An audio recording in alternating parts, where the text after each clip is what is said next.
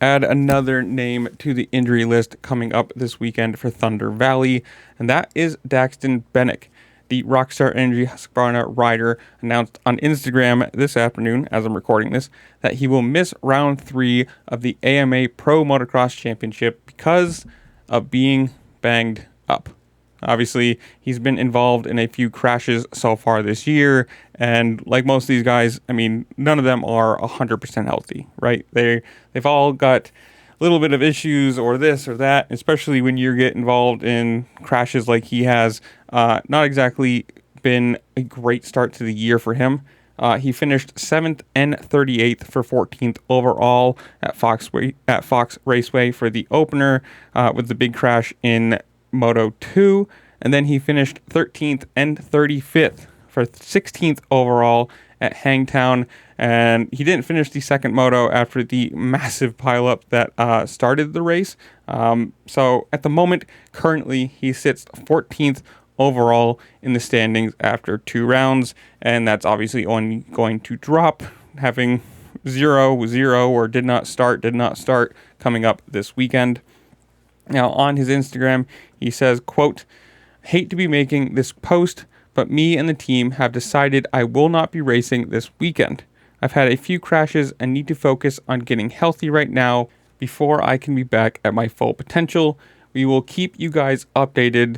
Rockstar Energy, blah, blah, blah, blah, blah." You know, and this sucks. I mean, obviously, factory riders, from, like I always say, from my perspective of things, I want the best guys off there all the time racing against each other because it, one, pushes lap times. It makes the competition better. You have a more full field, especially the factory guys. I mean, there's no shade or hate, whatever, thrown towards the privateer dudes, but these guys on the factory support rides with the big, Monster Energy, Rockstar, the big energy drink sponsorships, or big sponsorships in general.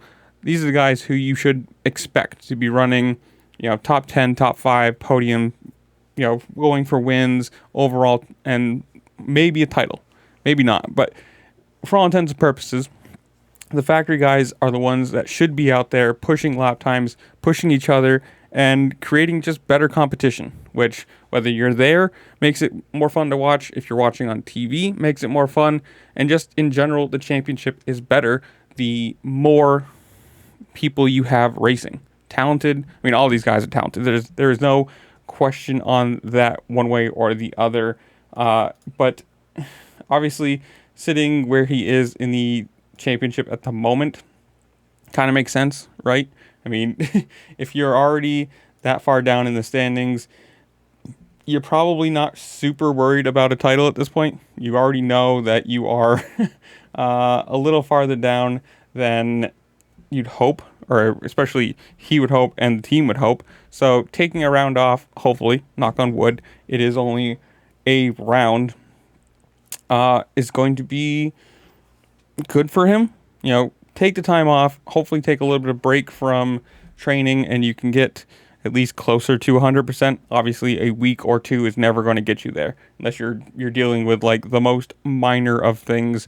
It's at least, hopefully, you're getting towards like the 85, 90%, And for him, I mean, this is smart, right? Again, if you're already kind of out of the championship, take some time off, heal up, come back in a few rounds, and collect some more points, get ready for SMX playoffs, and just kind of be happy there. And it especially makes more sense. You think, 14th overall, that's not too bad. 14th overall technically means he has 24 points. First place right now has 85. So he is very, very far behind already. So taking a round off is really not going to be detrimental. I mean, obviously, you're kind of out of this at the moment. Seth, Kitchen, Beaumare, Davies, Shimoda, they all look really good this season.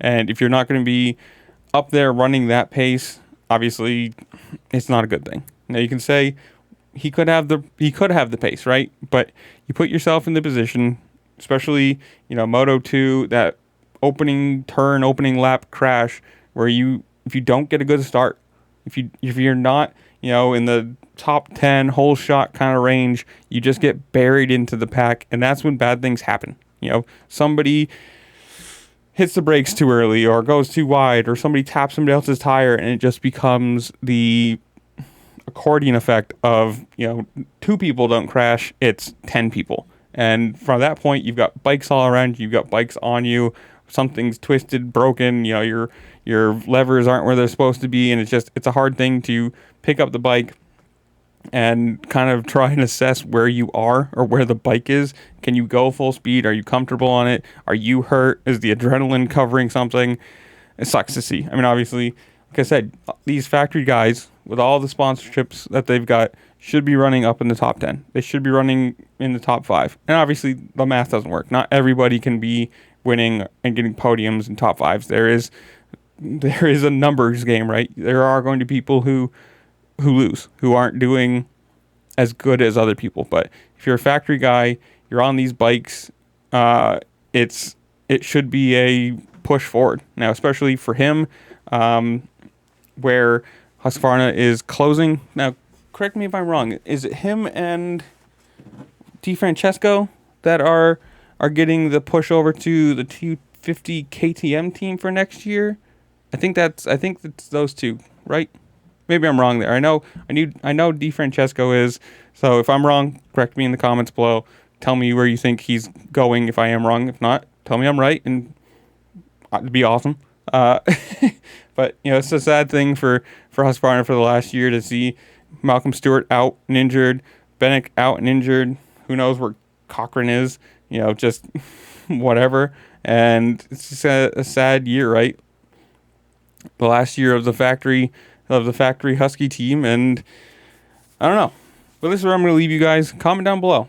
What do you think of the 2 rounds so far? The obviously 250 class, the top 6 even is a lot closer than the 450 class, which is basically Hunter, Jet, and Deegan.